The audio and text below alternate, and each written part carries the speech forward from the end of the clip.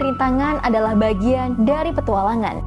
Setelah menyelesaikan challenge Jakarta-Surabaya hanya sekali isi bensin, kami melanjutkan perjalanan ke Yogyakarta. Panorama hijau, pohon cemara, dan pesona pantai jadi suguhan yang tak boleh dilewatkan jika sedang berkunjung di Yogyakarta. Kami juga menyempatkan diri mampir ke bengkel Toyota Jogja Pusat, Naspoko Bantul, sekaligus check up Innova Zenix Hybrid yang memang sudah masuk masa servis.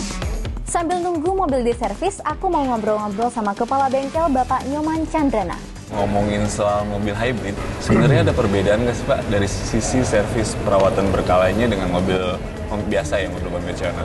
Jadi perawatan dari mobil yang biasa, ya Zenix yang biasa sama hybrid itu sebenarnya hampir sama sih. Jadi pre-tune up, terus penggantian oli, pemeriksaan filter, pembersihan ya, terus pemeriksaan rem. Nah kalau yang di hybrid ini ketambahan dengan pemeriksaan dan pembersihan dari filter dari baterai hybridnya sendiri. Tadi nih kita lewat depan tuh ngeliat ada SPKLU nih Pak.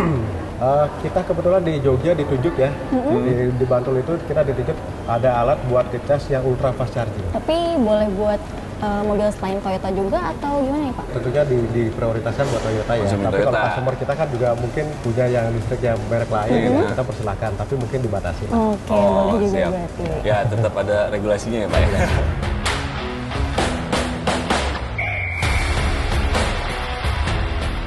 Sambil nungguin mobil kita yang lagi diservis nih, aku ketemu sama salah satu pengguna Yaris Cross Hybrid. Kenapa sih Ibu milih Toyota Yaris Cross Hybrid? Kita kan kalau kesini makin ngelihat BBM itu makin mahal. Betul. Jadi kita pilih pertimbangannya adalah irit. Kalau dari segi kenyamanan, segi kedapnya dapet.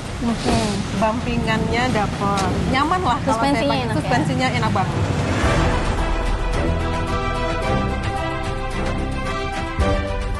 Perjalanan pun kami lanjutkan menuju utara, ke Tumpeng Menoreh di Kulon Progo, Yogyakarta. Gimana Rin? Keren kan pemandangan sepanjang perjalanan? Wah, ini epic banget Om. Nggak ada duanya.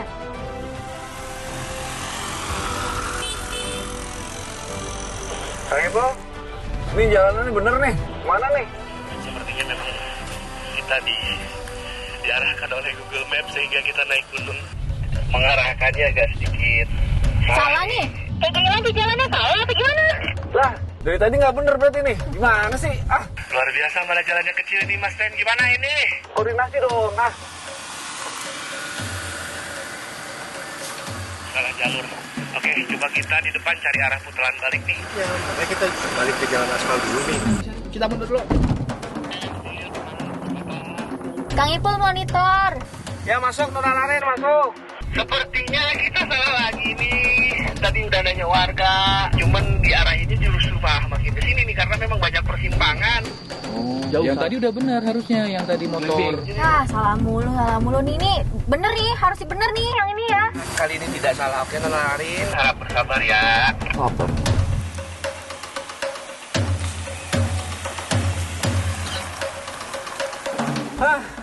Akhirnya sampai nih, Rin.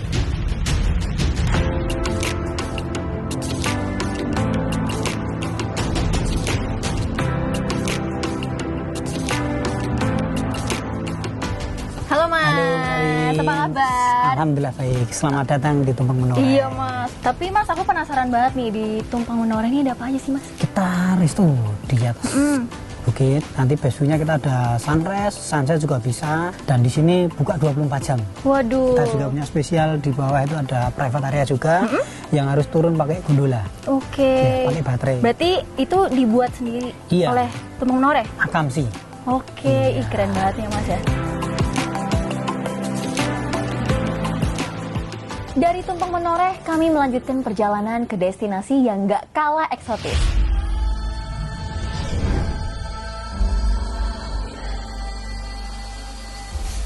Nepal Vanjapa yang terkenal dengan negeri di atas awan di Kecamatan Kaliangkrik, Kabupaten Magelang.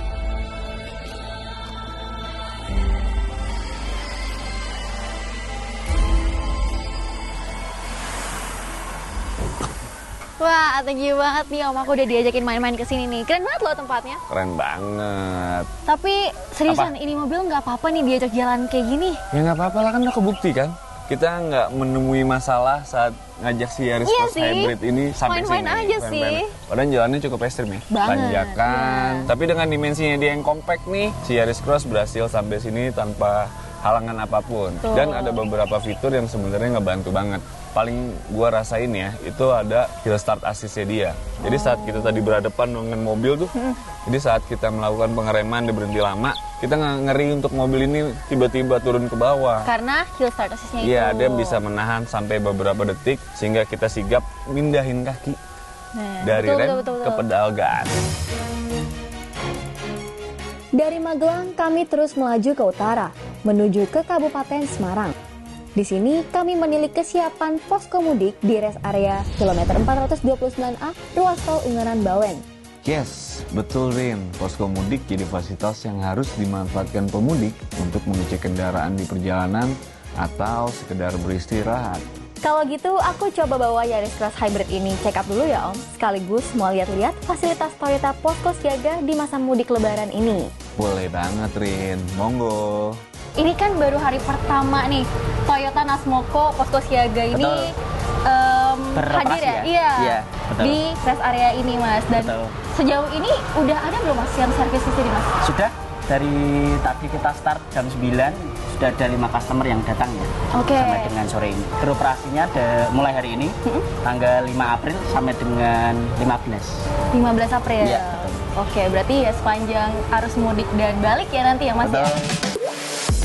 Sambil nunggu Yaris Cross Hybrid diperiksa, nggak sengaja aku ketemu lagi sama pemudik yang pakai mobil hybrid Toyota nih. Ini kalau boleh tahu mau kemana sih Mas? Ini dari Jakarta mau mudik ke Jogja nih. Kenapa sih milih Toyota Yaris Cross Hybrid ini Mas? Tentu karena mesin hybridnya, tentu kita tahu lebih irit daripada mobil biasanya ya. Lebih praktis juga, jadi kita nggak khawatir lah kalau mudik perjalanan panjang kayak gini. Makin macet, makin irit mobilnya. Iya betul, apalagi tadi pas di Cipali sih Mbak, kita macet-macetan bener-bener padat merayap. Cuman konsumsi BBM tetap bisa irit lah.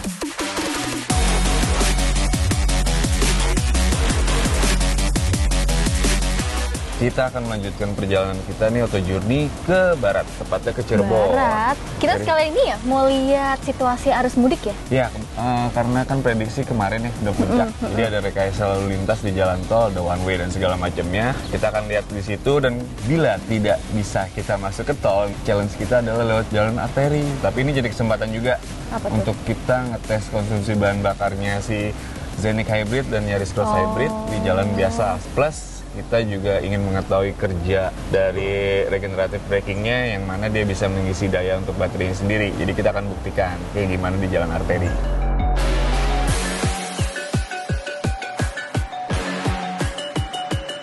Waduh, sesuai prediksi nih sahabat Kompas.com.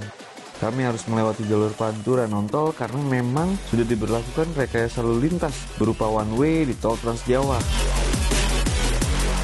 Nah, di jalur seperti ini, fitur regenerative brake sangat berfungsi. Saat mobil melakukan deselerasi, motor listrik akan mengisi daya untuk baterai secara otomatis. Jadi, nggak perlu khawatir nih, mobil hybrid Toyota bakal kehabisan daya baterai, apalagi boros bahan bakar di perjalanan. Akhirnya kita sampai juga di Cirebon nih. Akhirnya Om. Gimana nih perjalanan kita dari Semarang sampai Cirebon Om? Nah, berdasarkan jarak, kita dari Semarang menuju ke Cirebon itu 247,2 km. Rata-rata konsumsi bahan bakar untuk si Yaris Hybrid ini 27,4 km per liter. Dengan metode berkendara yang normal ya. AC tetap kita nyalain dan bawa penumpang juga, bahkan bobot ini kali ini bertambah menjadi 4 penumpang. Nah, Zenik ini berhasil menempuh jarak yang sama dengan si Yaris Cross Hybrid, yaitu dengan rata-rata bahan bakar 19,4 km per liter. Dia sedikit lebih boros karena dia bobotnya lebih besar dan membawa barang bawaan yang benar. juga Barangnya lebih banyak di Zenik. Betul. Perjalanan dari Jakarta, Surabaya, dan kota-kota lainnya pada edisi Auto Journey kali ini hampir selesai kami lakukan. Sebuah perjalanan penuh tantangan dan dipenuhi dengan kunjungan ke beberapa destinasi eksotis nan menawan. Dari pengalaman ini kami belajar bagaimana menghargai proses sebuah perjalanan. Untuk mencapai tujuan, ada banyak tantangan yang harus dilakukan. Karena hidup tak melulu melewati jalan lurus, bukan? Gue juga banyak belajar dari perjalanan ini. Next, kita harus eksplor lagi ke tempat yang lebih eksotis.